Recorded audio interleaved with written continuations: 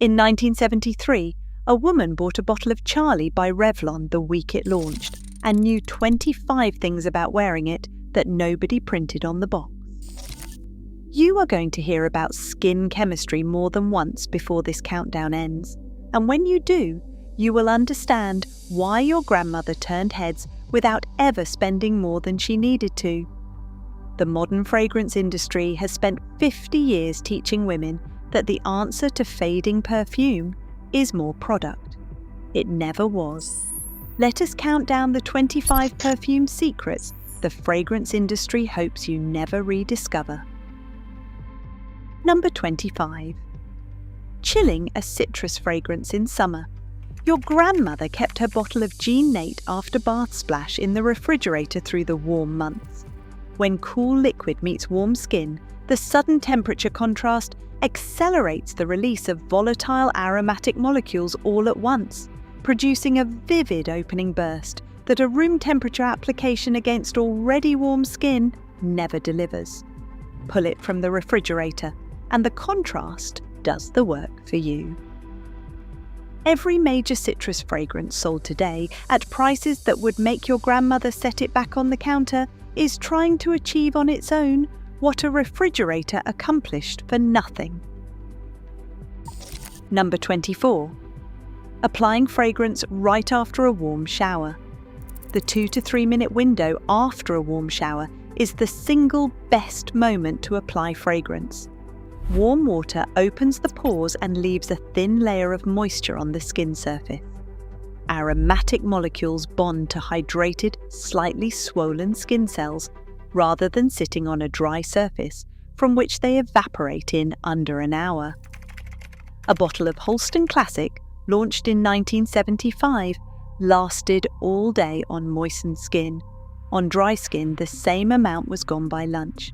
Your grandmother's answer to fading fragrance was a shower and good timing. Number 23. Storing the bottle in its box, in a drawer. The dressing table lined with beautiful bottles catching the afternoon light was how fragrance died before its time. Ultraviolet light breaks down fragrance molecules, attacking the lightest top notes first. A floral that should open bright becomes sharp and sour within months of windowsill storage. Your grandmother's bottles that lasted years were kept in their original cardboard boxes inside a drawer or closet, away from windows and heat. The box is not just packaging. It is a dark, temperature-stable chamber designed to protect what is inside it. Number 22. Committing to a signature fragrance for a full season. There is a reason people still say they can smell someone when they enter a room that person recently left. That sillage does not come from switching fragrances every week. Your grandmother wore one fragrance through an entire season because she understood that a scent has to be worn consistently enough to become genuinely associated with a person in other people's memory. The olfactory system links scent to memory faster and more durably than any other sense. Your grandmother sold herself one bottle at a time. Number 21. The fragrance wardrobe. Choosing a lighter scent for day and a heavier one for evening was not indulgence, it was strategy. Revlon explicitly marketed Charlie as a daytime fragrance for the independent working woman when it launched in 1973. Lighter green and floral formulas suit the closer contact of daytime settings. The heavy oriental bases of evening fragrances, anchoring something like Opium by Yves Saint Laurent, which launched in 1977, are designed for the slower evaporation of a cool evening. Your grandmother was not being extravagant by owning 2 fragrances. She was being precise. Number 20. The moisturized base. An unscented lotion applied to the pulse points before any fragrance was a standard part of your grandmother's routine. Dry skin has almost no ability to hold fragrance molecules on its surface. A thin coating of lotion provides an emollient layer the fragrance oils can bond to rather than absorbing straight into the skin and disappearing. A drugstore lotion in the 1970s cost less than $2 and effectively doubled the wear time of every fragrance applied over it. The $60 fragrance primers sold today accomplish exactly the same thing. Number 19. Choosing pulse points with purpose. Your grandmother knew the map of her own body heat. The pulse points, the wrists, the inside of the elbows, the hollow of the throat, behind the ears and behind the knees when wearing a skirt are places where arteries run close to the skin surface and body temperature is measurably higher than surrounding areas. That warmth drives the evaporation sequence a perfumer spent months engineering. The top notes lift first, the heart notes follow, and the base notes anchor the composition for hours. Your grandmother understood her body as a fragrance delivery system, not just a surface to spray. Number 18. Never rubbing the wrists together. This one made your grandmother wince. The instinct to press the wrists together after applying fragrance appears in perfume advertisements as though it is correct technique. It is not. Rubbing generates friction that crushes the smallest, lightest molecules in the fragrance, the top notes, before they have had a chance to perform their opening role. What remains is a fragrance that opens flat, skips the introduction, and fades faster because the layered structure has been partially collapsed. The correct method is to spray or dab and let the liquid dry on its own. 2 seconds of patience. 40 years of your grandmother's habit was built on those 2 seconds. Let us pause here for a moment, because what connects items 25 through 18 is a single principle your grandmother understood without a chemistry textbook. A fragrance is not a static smell. It is a chemical process unfolding in sequence on a living surface. The lightest aromatic molecules, the citrus and fresh top notes, evaporate first, within 5 to 15 minutes. Heart notes emerge as they clear and last 1 to 3 hours. Base notes, the sandalwood, amber, musk, and vanilla molecules anchor the composition for 6 hours or more. The skin's warmth drives this sequence at the right pace. Pulse points are warm because arteries run beneath them. Moisturized, warm, undisturbed skin runs the fragrance pyramid exactly as the perfumer designed. Your grandmother was not following beauty advice blindly. She was working with the physics of her own body. Number 17. The cotton ball dab. Jovan Musk Oil, introduced in 1972 as the first musk oil to achieve mainstream popularity in America, was sold as a pure oil concentrate applied with a fingertip or small cotton ball directly to the pulse point. Your grandmother used this method even with spray fragrances when she wanted precision, pressing a dampened cotton ball gently to each pulse point without rubbing. Every drop landed exactly where skin warmth could use it. The modern spray bottle exists because it makes the gesture feel generous. Your grandmother's cotton ball was not less glamorous, it was more effective. Number 16. The matching body layer. Pairing a fragrance with its matching scented body lotion doubled the concentration of aromatic compounds on the skin without increasing spray intensity at all. Estee Lauder Youth Dew, launched in 1953 as a bath oil rather than a perfume, was specifically engineered around this layering principle.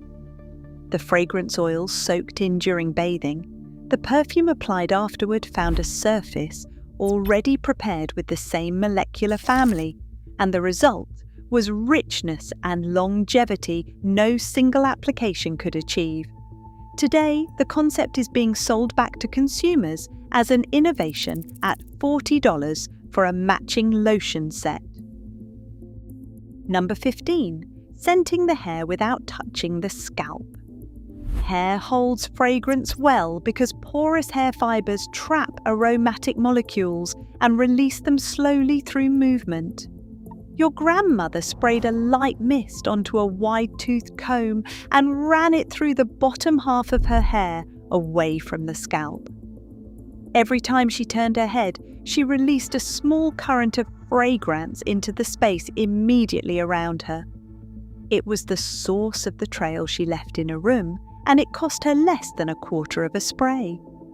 The hair mist category, now sold at a premium markup, is a $20 product built around a technique your grandmother did with a comb she already owned. Number 14.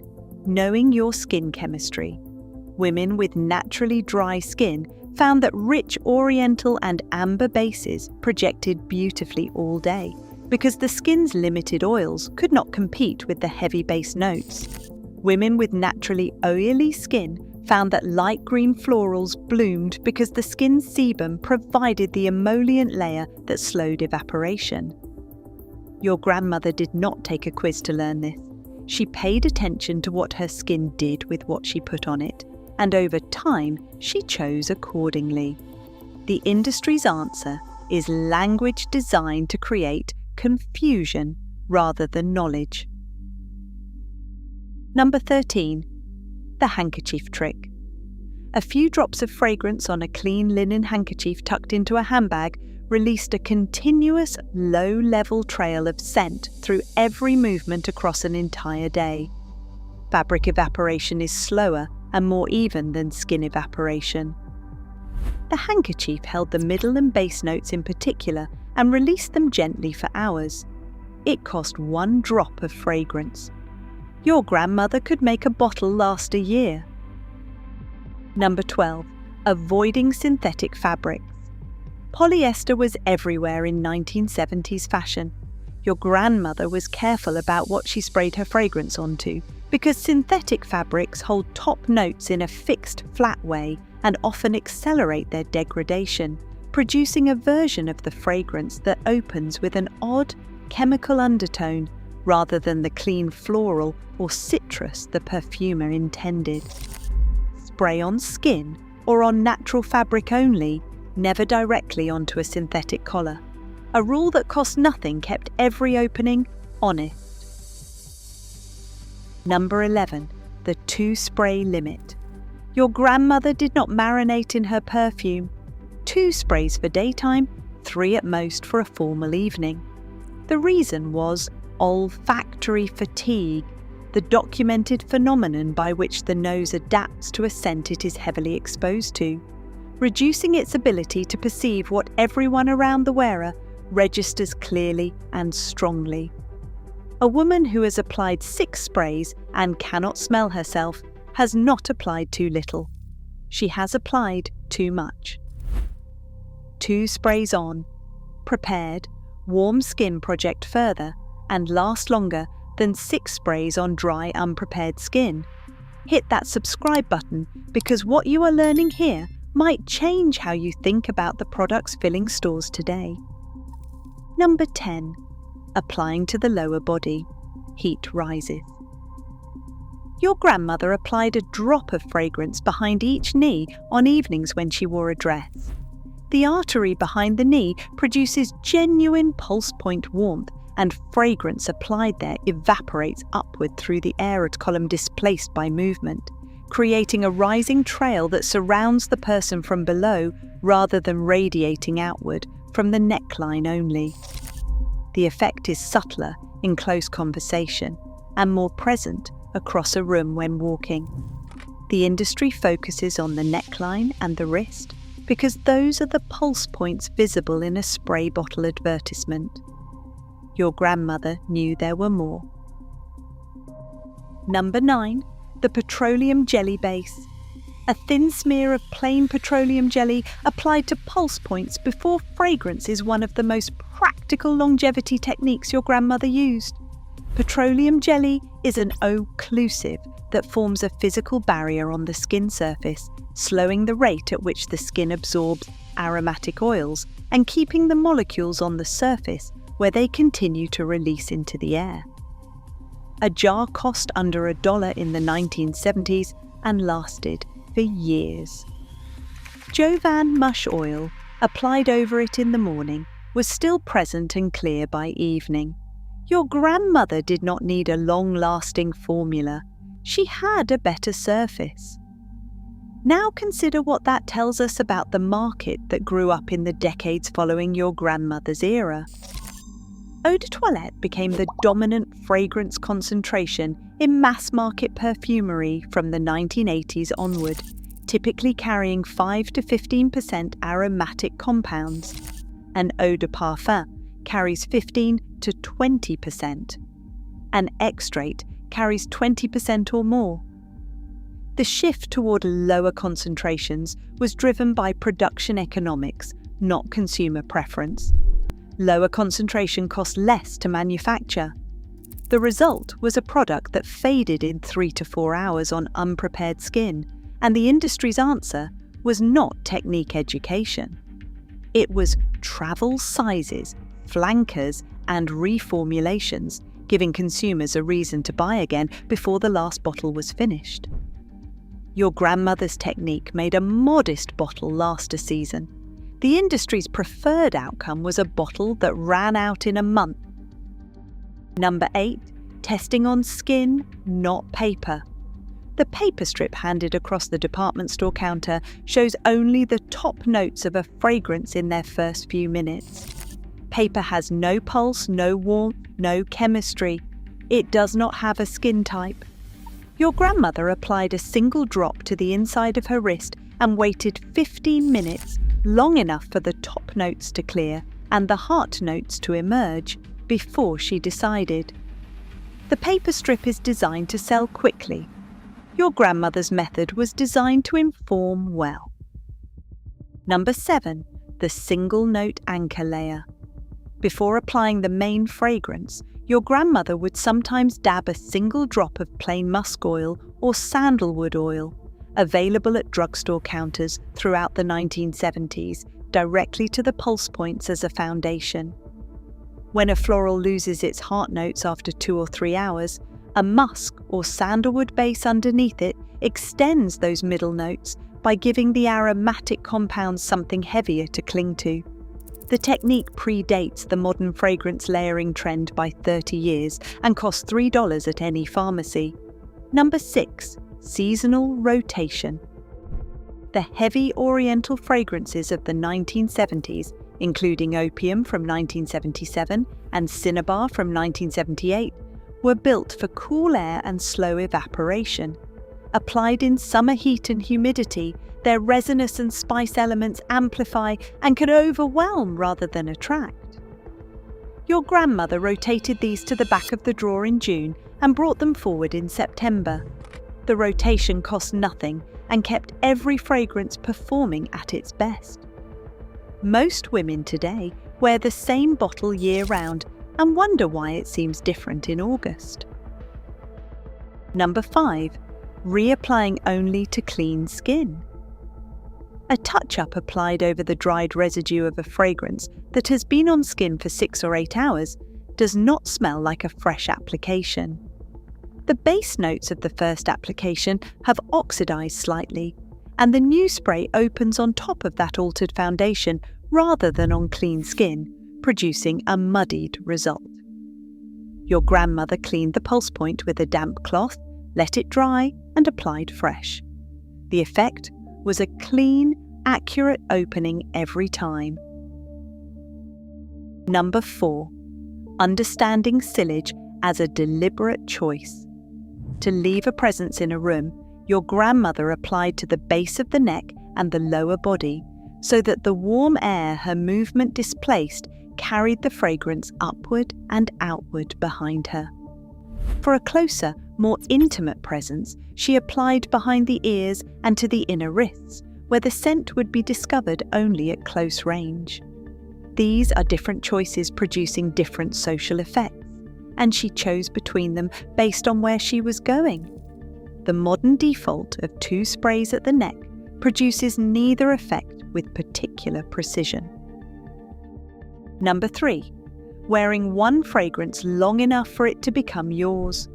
A fragrance smells different on different people because individual skin chemistry, its natural acidity balance, its sebum composition, its microbial environment, interacts with the aromatic compounds and alters their development. The particular version of a scent that belongs to one specific person develops fully only after weeks of continuous wear, as the interaction between individual chemistry and the formula stabilizes into something genuinely personal. Your grandmother did not smell like the fragrance in the bottle. She smelled like herself wearing it, which was something no one else could buy. Number 2, the upright bottle rule. Storing a bottle on its side brings the aromatic liquid into extended contact with the seal between the bottle and its cap. Over months, the fragrance oil can penetrate a slightly imperfect seal and allow micro amounts of air to enter, beginning the oxidation that changes the chemistry slowly and invisibly. A bottle stored upright keeps the liquid away from the seal. The cap meets dry glass rather than fragrance oil. The formula remains stable for years longer. This cost your grandmother nothing. It protected every bottle she owned. And now we arrive at the item that was never just an item. Number 1. Your grandmother understood that a fragrance is not a product. It is a collaboration. A bottle of perfume leaves the factory as a precisely engineered formula designed to unfold in sequence on a warm, living, chemically individual human surface. It is not finished in the factory. It requires skin warmth to drive the evaporation sequence. It requires moisture to anchor the molecules. It requires pulse-poignant heat to move the fragrance through its pyramid in the order the perfumer intended. It requires the wearer's own skin chemistry to produce the version of the scent that belongs to no one else. Your grandmother prepared her skin before she applied. She chose her pulse points deliberately. She stored her bottles with care. She applied with restraint and wore with patience. She gave the fragrance the conditions it needed to do exactly what it was made to do. The modern industry's answer to a scent that fades is always the same: buy more. Your grandmother's answer was more knowledge. The knowledge was free. The knowledge worked. And 40 years later, people still remember the room she walked into. Try 2 things this week. Apply a thin layer of petroleum jelly to your pulse points before your next spray. Then add a drop behind each knee on an evening out. I tried both with a bottle of Jovan Musk Oil, a fragrance that had always faded on me within 3 hours. With the petroleum jelly base and the lower body point, the heart notes were still present 9 hours later. The fix cost nothing. Your grandmother already knew. Drop a comment and tell me which of these 25 secrets surprised you most.